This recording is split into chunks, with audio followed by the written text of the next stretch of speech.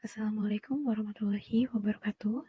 Perkenalkan, saya Gelu Siva Fahira dari Program Studi Pendidikan Bahasa dan Sastra Indonesia. Kali ini saya akan memaparkan hasil analisis kajian prosa pada cerpen Perempuan Tua dalam Kepala karya Avianti Arman menggunakan pendekatan struktural dan sosiologis.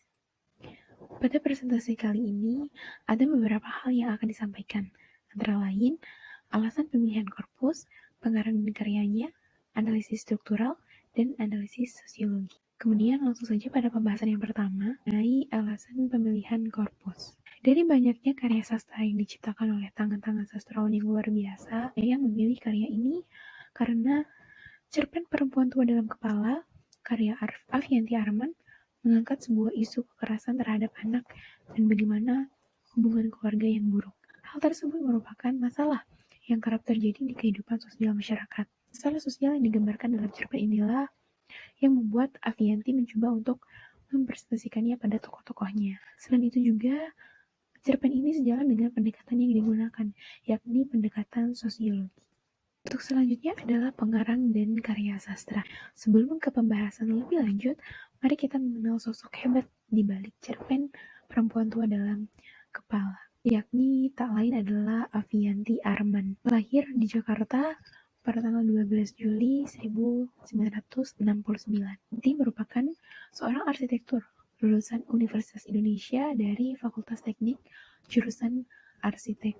Ia juga menjadi dosen tamu di Universitas Indonesia di fakultas dan jurusan yang sama, kemudian menjadi dosen tamu di Universitas Pelita Harapan Desain Interior.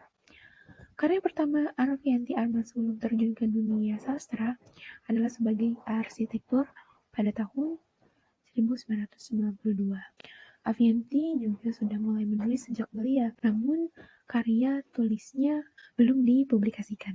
Bahkan Avianti juga menjadi anggota komunitas GITA atau Gerakan Indonesia Kita, yaitu perkumpulan fasilitator dan inisiator bagi orang-orang di sekitarnya yang bergerak dalam bidang kemanusiaan. Avianti Arman juga sudah menghasilkan beberapa karya, di antaranya Negeri Para Peri, Perempuan yang Dihapus Namanya, kumpulan cerita Kereta Tidur, kemudian Arsitek yang Lain, sebuah kritik arsitektur, juga kumpulan puisi, buku tentang ruang. Ia juga mendapatkan beberapa penghargaan dari dunia arsitektur maupun juga dunia sastra. Ia mendapat penghargaan dari Ikatan Arsitek Indonesia untuk desain rumahnya yang ia buat sendiri bersama suaminya. Dia dalam bidang sastra, ia mendapat penghargaan cerpen terbaik Kompas pada tahun 2009. Ia juga mendapat penghargaan Katulistiwa untuk puisi Perempuan yang Dihapus Namanya pada tahun 2010.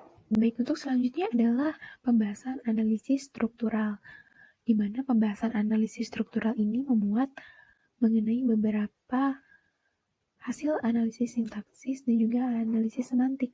Di antaranya adalah alur dan pengaluran, tokoh dan penokohan, latar, tema, dan juga sudut pandang. Yang pertama adalah alur dan pengaluran. Untuk menganalisis alur cerpen Perempuan Tua dalam Kepala ini, saya menggunakan fungsi utama untuk melihat urutan waktu terjadinya peristiwa dalam cerpen ini.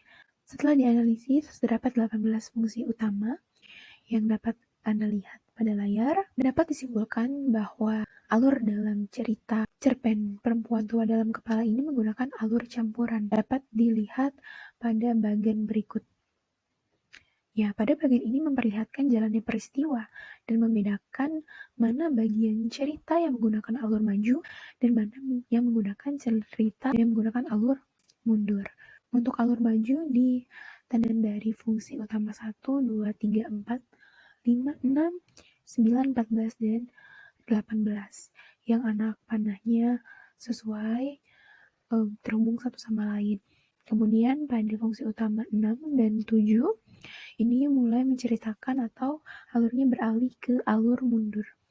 Untuk selanjutnya ini menceritakan peristiwa-peristiwa di masa lalu. Untuk selanjutnya adalah tokoh dan penokohan. Dalam cerpen ini terdapat 5 tokoh yang berperan, adalah aku atau Sen. Dan adalah seorang pekerja editor majalah yang seringkali terlambat, yang mempunyai masalah dalam mengatur emosi. Sen memiliki trauma akibat kekerasan yang pernah dilakukan oleh ayah tirinya. Ia kerap kali menyalahkan sosok perempuan tua ketika ia melakukan sesuatu. Lihat pada kutipan di layar. Tokoh yang kedua adalah perempuan tua. Perempuan itu merupakan sosok yang hidup di kepala Sen. Sosok ini diciptakan oleh Sen akibat dari trauma yang ia dapatkan. Sosok perempuan tua digambarkan sebagai sosok yang sudah tua renta di sebuah rumah reot dan bersuara seperti roda berderit. Sosok ini digambarkan sebagai perempuan yang memiliki sifat pemarah dan mengganggu Sen tiap kali laki-laki itu melakukan sesuatu. Ya, adalah Ben. Ben adalah laki-laki yang mempunyai postur tinggi, tegap, juga senyum yang menawan. Ia adalah sosok yang lemah lembut, pengertian. Ia juga yang telah menolong Sen di masa lalu. Bisa dilihat pada kutipan di layar. Selanjutnya adalah tokoh ibu.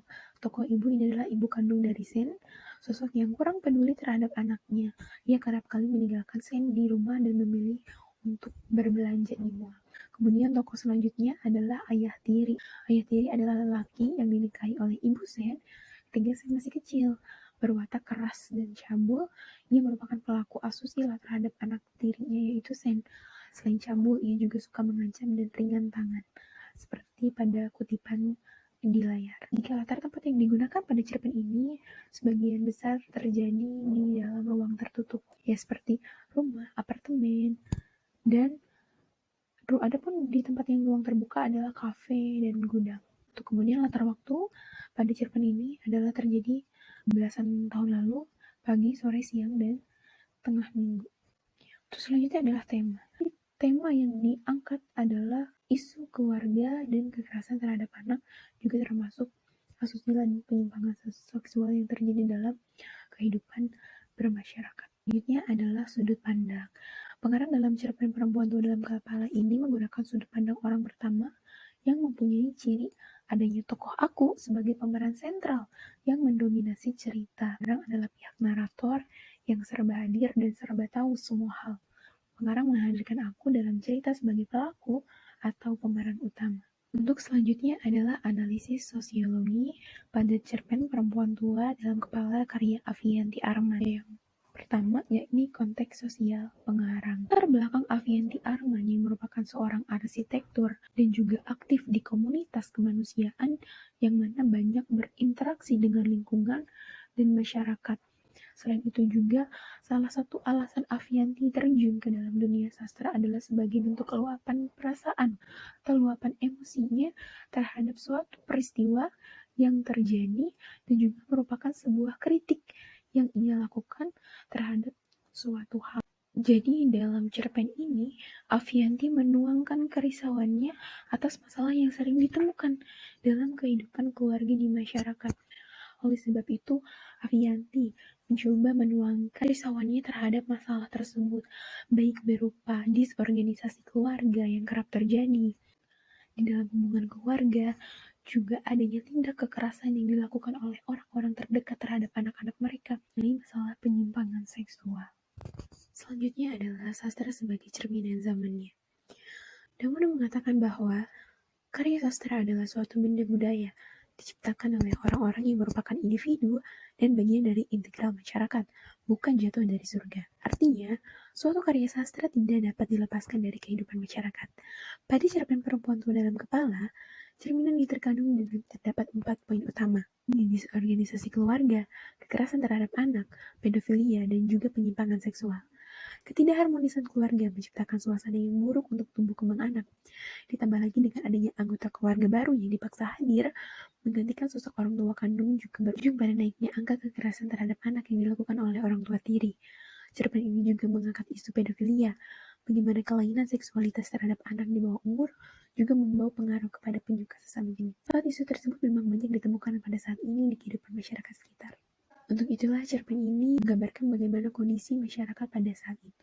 Akhir adalah fungsi sosial sastra. Tokoh-tokoh yang diciptakan Avianti Arman dalam cerpen Perempuan Tua Dalam Kepala menjadi wakil dari kondisi sosial yang terjadi pada saat itu. Contohnya adalah tokoh Sen. Tokoh Sen mewakili bagaimana kondisi anak-anak yang menjadi korban kekerasan dan juga broken home. Tokoh ibu menjadi wakil dari sosok orang tua yang tidak memperhatikan kondisi keluarganya. Kemudian tokoh ayah mewakili para pelaku kekerasan terhadap anak yang marak terjadi di luar sana.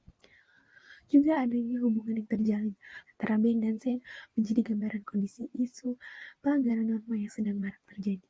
Mungkin itu saja yang dapat saya sampaikan pada penjelasan kali ini. Kurang lebihnya mohon maaf. Wabillahi taufiq wal hidayah. Wassalamualaikum warahmatullahi wabarakatuh.